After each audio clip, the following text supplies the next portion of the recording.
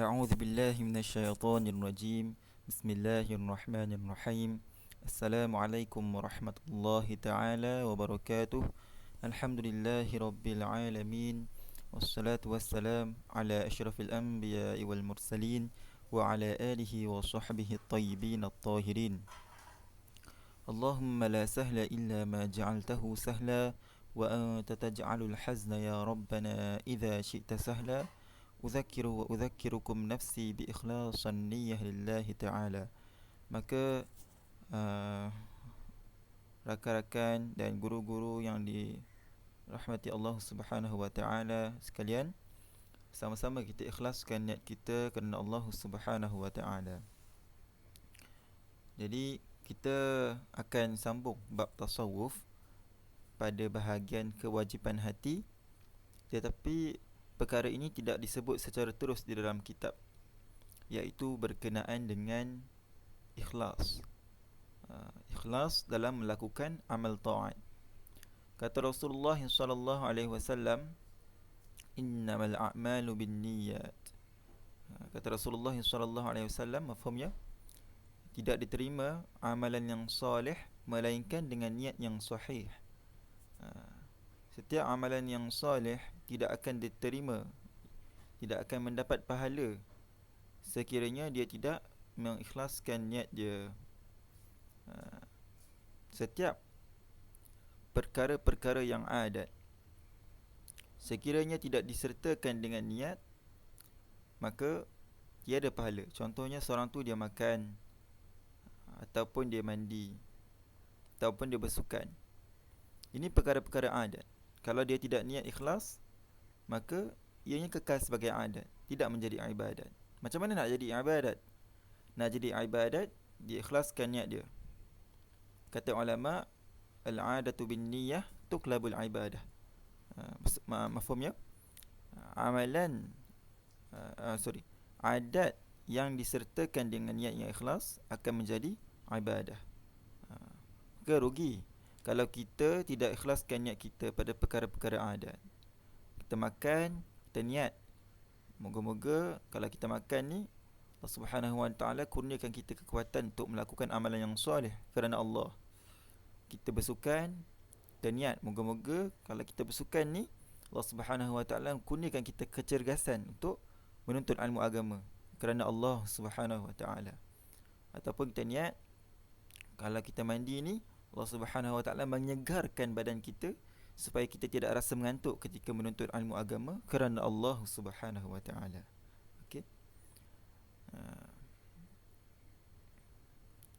Jadi jangan seseorang itu dia riak. Apakah itu riak? Riak ini ialah dia melakukan sesuatu amalan ketaatan semata-mata mengharapkan pujian manusia. Ini riak. Maka siapa yang riak dalam melakukan amal ta'at, dia tidak mendapat pahala, bahkan mendapat dosa. Pahalanya terbatal, bahkan mendapat dosa besar. Kata Rasulullah sallallahu alaihi wasallam, ittaqur riya fa innahu syirkul asghar.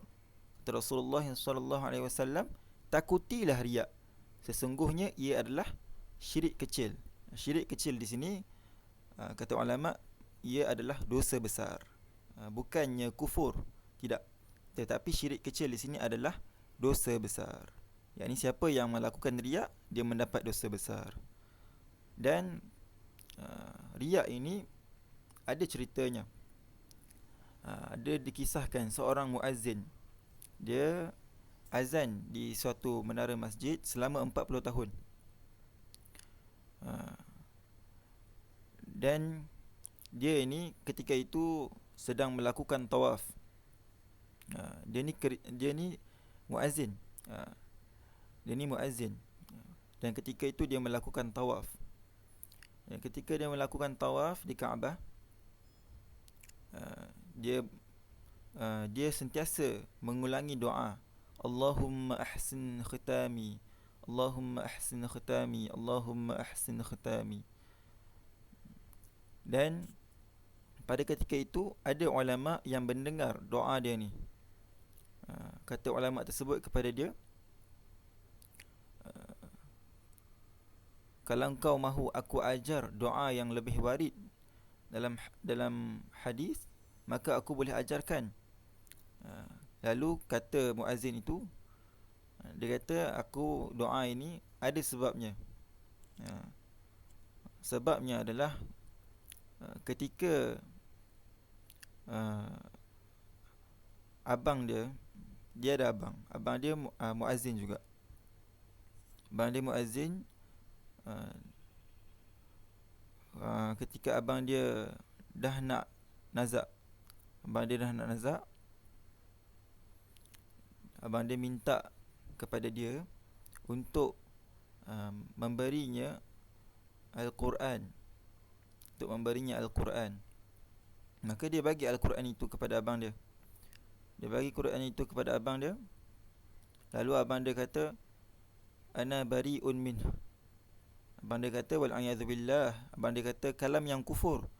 Abang dia kata, aku berlepas diri. Mafhumnya, aku berlepas diri daripada Al-Quran. Ini adalah kalam yang kufur. Lalu dia menghembuskan nafas yang terakhir dan mati. Maka matinya abangnya itu dalam keadaan yang kufur. Kemudian abang dia yang seorang lagi pun berlaku benda yang sama. Di saat mana abang dia dah nak mati, dia minta kepada dia untuk membawakan Al-Quran. Maka dia bawalah Al-Quran. Dia sangka abang dia nak baca sebelum mati. Jadi rupanya abang dia sebut perkara yang sama. Dia sebut kalam yang kufur. Dia kata, ana bari'un min. Maksudnya, aku berlepas diri daripada Al-Quran. Lalu dia mati. Maka matinya abang itu juga mati dalam keadaan yang kufur. Jadi kata ulama, kedua-dua abang dia ni mati dalam keadaan yang kufur adalah disebabkan, punca dia adalah kerana ketika mereka melaungkan azan di menara-menara masjid, mereka melaungkan azan, mereka riak. Disebabkan bisa dosa besar riak itu membuatkan abangnya itu merasa lemah untuk melawan syaitan. Ketika mana seseorang itu dah nak mati, kan, syaitan akan datang kepada dia. Syaitan akan membawa sesuatu untuk melemahkan orang yang dah nak mati. Jadi yang banyak melakukan dosa besar semasa di dunia, bisa daripada dosa besar itu melemahkan dia untuk melawan syaitan. Disebabkan dia tidak mampu untuk melawan syaitan pada saat itu, dia mengucapkan kalam yang kufur dan terus mati dalam keadaan yang kufur. Wal'iyadzubillahi ta'ala. Oleh disebabkan itu, pengajaran yang satu lagi, jangan kita bermudah-mudah dalam melakukan dosa besar. Jangan kita bermudah-mudah melakukan dosa. Ingat bahawa setiap maksiat yang kita lakukan, tak kira sama ada dosa besar ataupun kecil, ialah salah satu daripada bentuk penderhakaan kita kepada Allah Subhanahu wa taala. Dan adakah kita sanggup untuk menderhakai Allah yang telah menciptakan kita, yang mana Allah Subhanahu wa taala mampu untuk menarik nikmat daripada kita sekelip mata. Ingat bahawa dosa besar yang kita lakukan ini ada bisanya. Ada bisa. Dosa besar itu ada bisa. Bisanya ketika bila? Ketika saat dah nak mati. Syaitan akan datang, dan kalau dia ketika hidup di dunia dia banyak melakukan dosa besar, dosa-dosa itu, bisa dia itu akan melemahkan dia untuk melawan syaitan. Hati-hati. Jangan kita bermudah-mudah dalam melakukan dosa besar. Jangan kita melakukan riak. Okay.